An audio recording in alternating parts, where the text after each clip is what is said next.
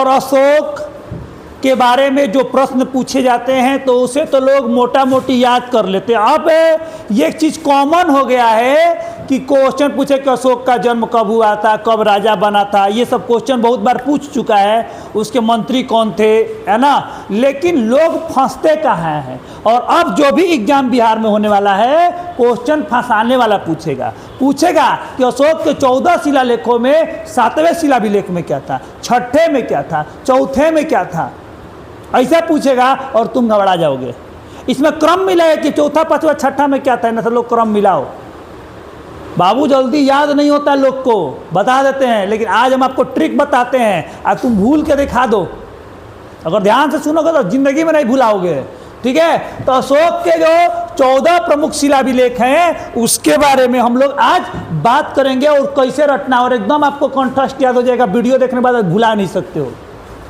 देखिए, अशोक के जो पहला शिलाभिलेख था पशुबलि की निंदा। हम लोग तो जानते हैं कि अशोक जो कलिंग युद्ध से पहले जो था हम लोग का चंड अशोक था, है ना। लेकिन वो क्या होता है, कलिंग युद्ध के बाद अपने आप को परिवर्तित करता है और धम्म अशोक बनता है। वहाँ पे अपने आप को धर्म के मार्ग पर चलता है। तो धर्म के मार्ग पर चले तो सबसे पहले क्या बोलेगा कि पशु बलि की निंदा। आदमी तो नहीं मारना, सबसे पहले पशुओं को भी नहीं मारना आपको, पशु बलि की निंदा। दूसरा में अशोक क्या बोलता है कि मनुष्य और पशु दोनों के चिकित्सा। अब यहाँ से अशोक अपने आप को बढ़िया दिखाएगा, अब मारने काटने की बात नहीं करेगा, बोलेगा चिकित्सा। पहले तो पशु बलि की निंदा और दूसरा चिकित्सा। तीसरा में देखो, तीसरा में बोलता है कि 3-5 नहीं करना है। वो ट्रिक क्या था, 3-5 नहीं करना है। इनमें क्या कह रहा है कि जितने भी राजकीय अधिकारी होंगे वो हर 5 वर्ष के दौरान उपरांत क्या करेंगे, धार्मिक यात्रा करेंगे। और इसके कुछ धार्मिक नियमों का भी उल्लेख किया। उनका कहता है उपरांत दौरा करना था, हर 5 वर्ष में दौरा करना था। तो तीसरा में क्या था, 3-5 नहीं, 3-5 करना है। यानी जितने भी अधिकारी हैं उनको हर 5 वर्ष के बाद 5 वर्ष पर यात्रा करना है। और उनके लिए क्या था, कुछ धार्मिक नियमों का भी उल्लेख किया गया था। यहाँ तक याद कर लिए। पहला में पशु बलि की निंदा, दूसरा में पशु और मनुष्य की चिकित्सा, तीसरा में 3-5 करना है, यानी हर 3 वर्ष में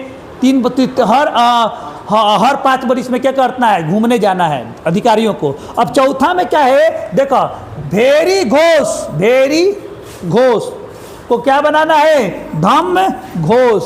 अरे भेरी घोष में देखो 1 2 3 4 वर्ड, एक में 1 आधा को छोड़ दो, 2 3 4, तो 4 का बात तो कहाँ पे, चौथा शिलाभिलेख में। भेरी घोष के ऊपर धम्म घोष के बारे में बात किया। मैंने युद्ध को छोड़ करके आपको शांति के बारे में बात किया, धम्म के रास्ते पर चलने की बात किया। यहाँ तक पढ़ लिया। हम लोग बचपन में पढ़ते थे, है ना, स्कूल पढ़ते थे, पहलवा पहलवान, दूसरा दुसार, तीसरा तेली, चौथा चमार, 5वां पंडित, हैं करते थे, है ना। तो ऐसे ही क्या बोलते थे, 5वां पंडित। तो धर्म महापात्रों की नियुक्ति करते थे हम लोग ना। तो 5वां बोलते थे कि 5वां में गया पंडित, है ना। सब ऐसे नहीं बोलता था सब लोग, है ना। दूसरा में है पहला है पहलवान है। स्कूल में हम लोग का यही काम रहता था। तो पहला तो इसमें क्या है, 5वां में क्या है, धार्मिक महापात्र माने पंडित, ऐसे मान लो। तो धार्मिक महापात्रों की नियुक्ति, पंडितों की वो नियुक्ति करता है। पंडित माने ब्राह्मण नहीं, हम पंडित माने होता है विद्वान, है ना, पंडित माने विद्वान। 6ठा में क्या बोला है, अब देखो, अब यहाँ से तुमको स्कूल लाइफ पर लेके जाएंगे। 5 तक तुम याद कर लिए। पहला में पशु बलि की निंदा, दूसरा में क्या बोलेगा, तो पशु और मनुष्य की चिकित्सा। तीसरा में बोला कि हर 5 वर्ष पर घूमने जाना है। चौथा में धम्म घोष के ऊपर भेरी घोष। 5वां में बोला है कि 5वां पंडित माने धार्मिक महापात्रों की नियुक्ति। अब 6ठा चलो स्कूल लाइफ में। अब जैसे तुम 6ठा में स्कूल में जाओगे तो पापा जी बोलते हैं कि बउआ तुम चले गए हाई स्कूल में, है ना। अब बढ़िया से रहना, गलती काम मत कर। हम लोग हाई स्कूल में बहुत बुझाता था कि 6ठा में चले गए, अब हम लोग बड़े हो गए। तो आत्मनियंत्रण क्या सिखाते थे पिताजी, अभी तक 5वां में जब तक तो बउआ हो, जैसे तुम हाई स्कूल में गए तुम क्या हो गए, बड़े हो गए। आत्मनियंत्रण करके तुमको रखना है, मैंने बढ़िया से तुमको लड़ाई झगड़ा नहीं करना है, गाली गलौज नहीं करना, आत्मनियंत्रित करके रखना है। तो ये 5वां में 6ठा में बताया गया है।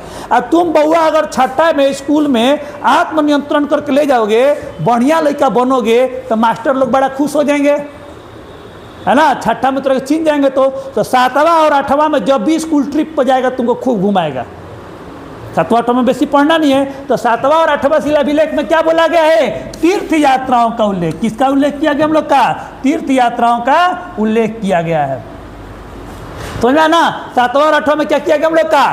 तीर्थ यात्रा। सातवां आठवां में ढेर पढ़ाई का टेंशन नहीं लेना है, खूब घूमो, कोई बात ना, चलो राजगीर चलते, बोध गया चले, चलो और ले चलते हैं, ठीक है। सातवां आठवां में तीर्थ यात्रा। अब जैसे तुम नौवां में गए, पता है कि नौवां में जाने के बाद हम लोग को खूब पढ़ाई पर ध्यान देना होता है। देखो स्कूल लाइफ पर सब जोड़ रहे हैं, नौवां में जाओगे तो क्या करना है? पढ़ाई पर ध्यान देना होता। अब तुमको बढ़िया टीचर चाहिए, के बढ़िया पढ़ा रहा है आरा में पता करते हैं, के बढ़िया पढ़ा रहा है पटना में पता करते हैं, है ना। तो बढ़िया टीचर तुम खोजते हो और बढ़िया दोस्त बने। पापा बोलते कि नहीं मैट्रिक में बेटा बढ़िया करना है ना, तो अभी नौवां से मेहनत करना शुरू कर दो, बढ़िया टीचर पकड़ो, बढ़िया दोस्त पकड़ो। यहाँ पर क्या बोलेगा? सच्ची भेंट और सच्चा शिष्टाचार। अब तुमको फोकस हो जाना है नौवां में, याद हो गया। 10वां में जैसे तुम गए तो तुम्हारे स्कूल 10वें तक था, 10वां में तुम गए तो तुम क्या हो गए? सीनियर हो गए सबसे, तुम पढ़ने में भी ठीक हो गए। तो तुम्हारे लिए 9th क्लास का, 8वां का, 7वां का लड़का लड़की क्या हो गया? तुम्हारा जूनियर हो गया। तो तुम क्या करोगे? अशोक कहते हैं कि राजा और उच्च अधिकारी हमेशा प्रजा के हित के बारे में सोचेंगे, यानी सीनियर स्टूडेंट हमेशा अपने जूनियर के बारे में अच्छा सोचेगा। आप 10th में चले गए तो राजा और उच्च अधिकारी अपने प्रजा के हित के बारे में सोचेंगे। याद हो रहा है ना सब कॉन्सेप्ट से। अब देखो बेटा 10वां में बहुत बढ़िया किया, मेहनत किया पढ़ाई के, 9वां में तो सच्चा भेंट सच्चा शिष्टाचार हो गया, बढ़िया से रहा। अब 10वां में टॉप हो गया, बिहार टॉप कर गया। मालूम है टॉपर लोग बहुत कुछ उखाड़ नहीं पाते हैं, अधिकतर टॉपर, सबका नहीं बोलेंगे क्योंकि उनका अंदर हो जाता है घमंड। तो जैसे वो टॉप कर गया तब अब जैसे टॉप किया तो 11वां में क्या होगा? धम्म की व्याख्या। सब कोई पूछता था कैसे टॉप किए भाई, कैसे बढ़िया नंबर आया, तो बताना शुरू कर देगा। आंटी जी बगल वाली बताए कि राहुल कैसे तुम टॉप किए बाबू, मेरी रिया को बता दो। तो राहुल गिलन रिया के बतावे कि रिया ऐसे पढ़ना है। अब राहुल के लाइफ में आ गई रिया। 11th तक तो खूब पता है, 11th में पढ़ा नहीं, खाली रिया को बता रहे थे। 11th में रिया सेट हो गई, 12वां में पूरा एकदम सेटिंग चल रहा है। स्त्री महापात्र की नियुक्ति लाइफ में कहाँ गई कर? 12वां की एग्जाम है लेकिन जीवन में कहाँ गई?